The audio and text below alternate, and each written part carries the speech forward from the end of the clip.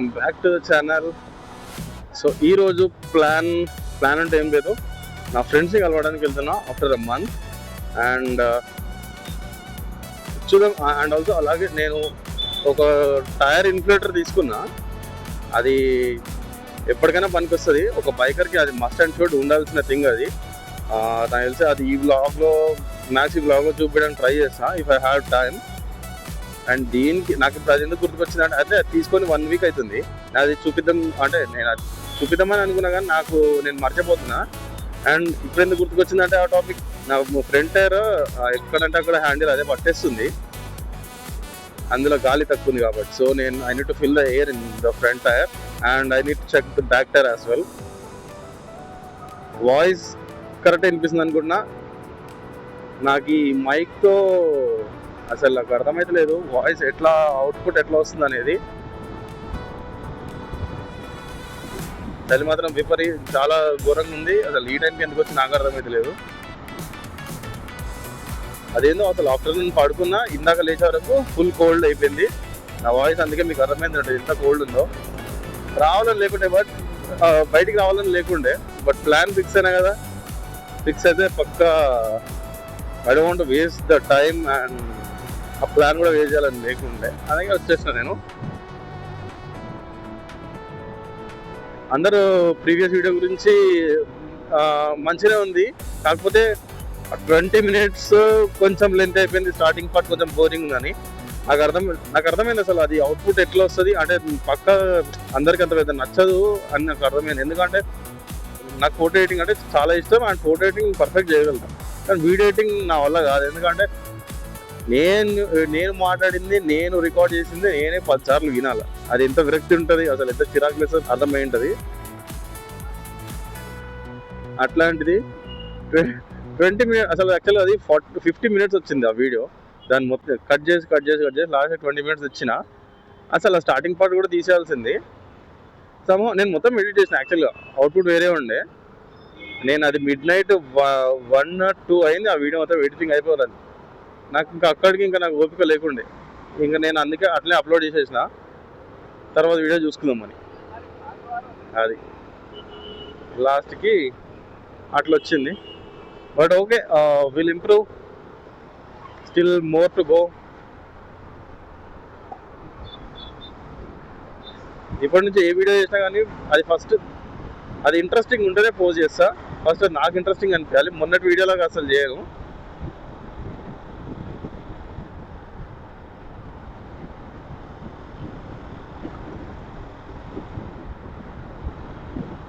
ఆ చిన్ మౌంట్ అయితే ఆర్డర్ పెట్టినా, అది ఎప్పుడో అర్థం కాదు. ఈరోజు ఒక డెలివరీ వచ్చింది, అది చిన్ మౌంటా కాదో నేను చూసుకోలేదు. ఇన్ కేస్ చిన్ మౌంట్ అయితే రేపే దీనికి ఇన్స్టాల్ చేసేస్తా. హెల్మెట్కి మౌంట్ చేసేస్తా, అయిపోతుంది. ఎందుకంటే అసలు ఇది ఇప్పుడు ఉన్న మౌంట్ ఏదైతే ఉందో అది క్లిప్ ఆన్ అనమాట, అంటే టై చేసేది. మీకు చూపిస్తుంది ఎంతమంది.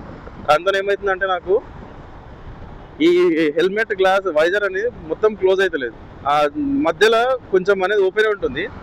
నాకు ముందే కోల్డ్ ఏంటంటే అది ఇంకా ఇప్పుడు ఇంత చల్లగాలి మొత్తం మొత్తం ముక్కలకే కొట్టేస్తుంది అదన్నమాట.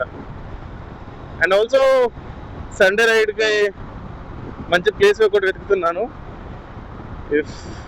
If you guys have anything you can comment down so I can go and visit. చాలా రోజులైంది అసలు ఈ రోడ్స్కి రాగా. మన లాస్ట్ అనంతగిరి కలిసి ఫ్లాప్ అని చెప్పిన అప్పుడు వచ్చింది ఇక్కడ సైడు.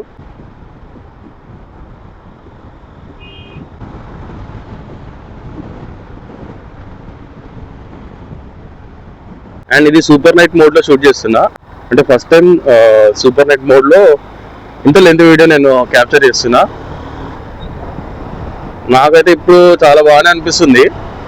బట్ చూడాలి, గ్లౌజెస్ తెచ్చుకుందాం అనుకున్నా కానీ స్టార్ట్ అయ్యి ఒక 500 meters వచ్చిన తర్వాత గుర్తుకొచ్చింది గ్లౌజెస్ తెచ్చుకోలే అని. అంటే ఇప్పుడు నేను ఇది షూట్ చేసేటప్పుడు వేసుకోకున్నా కానీ ఇంటికి పోయేటప్పుడు అయితే ఇంటికి పోయేటప్పుడు ఆల్మోస్ట్ 11-12 అవుతుంది. అప్పుడు ఇంకా నేను అదేంటి మన సెంటర్ ఫ్రెష్ యాడ్ చేసుకోవాలా.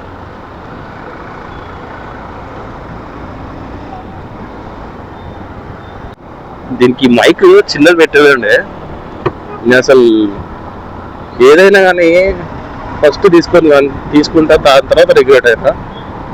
ఈ హెల్మెట్ తీసుకున్న సాటిస్ఫాక్షన్ అయితే ఉంది, కానీ ఈ బైక్ నాకు ఊరికి పిచ్చి లేపుతుంది. అంటే హెల్మెట్ ఓపెన్ క్లోజ్ చేసేటప్పుడు దాన్ని సెట్ చేయాల్సి ఉంటుంది. ఒక తలనొప్పి అయిపోయింది.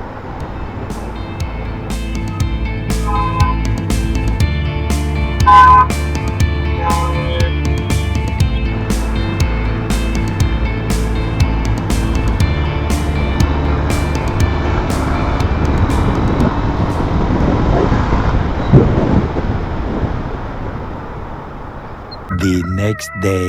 సో నిన్న నేను టైర్ ఇన్ఫ్లేటర్ గురించి చెప్తాను కదా, అంటే నేను ఒక టైర్ ఇన్ఫ్లేటర్ తీసుకున్నా అని.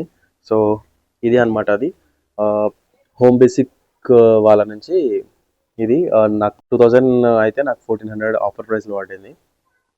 సో ఇందులో ఏమున్నాయో చూపిస్తా.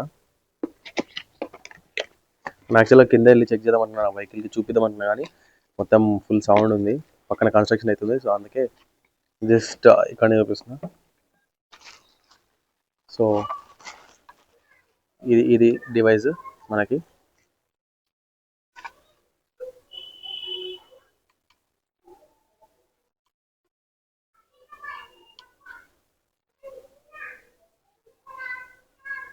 సో ఇక్కడ ఛార్జింగ్ ఎంత ఉందో చూపిస్తుంది, బ్యాటరీ పర్సంటేజ్.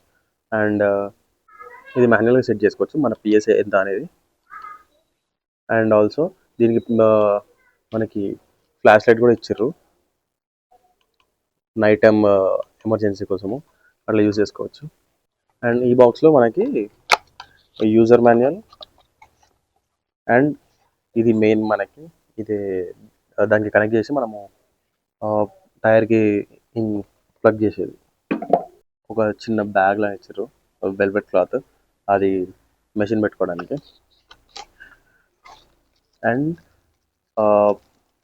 మనం ఇది లైక్ బాస్కెట్బాల్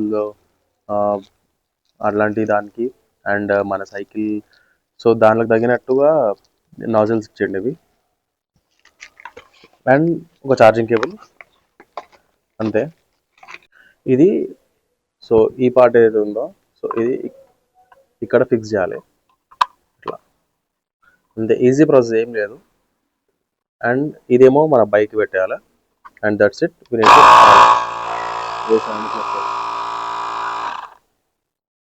అండ్ ఆఫ్కి కూడా ఈ మధ్యలో లాంగ్ ప్రెస్ ఆఫ్ అయిపోతుంది.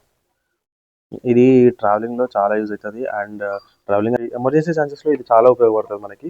ఇట్లాంటిది ఒకటి మనమైతే కొని పెట్టుకోవాలి పక్క. బైకర్స్ అనే కాదు, ఎవరైనా కానీ ఇంట్లో వెహికల్స్, కార్స్, బైక్స్ ఉన్న వాళ్ళు ఇది పక్కా తీసుకోవాలి. ఎందుకంటే ఇది చాలా యూజ్ అయిపోతుంది. ఒక పంక్చర్ అయినా కానీ మనకి, if it is tubeless tire, మనము గాలి కొట్టేసి మనం దగ్గరున్న పంచర్ షాప్స్కి వెళ్ళిపోవచ్చు, ఇన్స్టెడ్ ఆఫ్ ఆ టైర్ తీసి, లేకుంటే అలానే ఫ్లాట్ టైర్ మీద బండి డ్రైవ్ చేసుకుంటూ తీసుకోవడం కంటే. సో ఈ బ్లాగ్కి ఇంతే. బాయ్.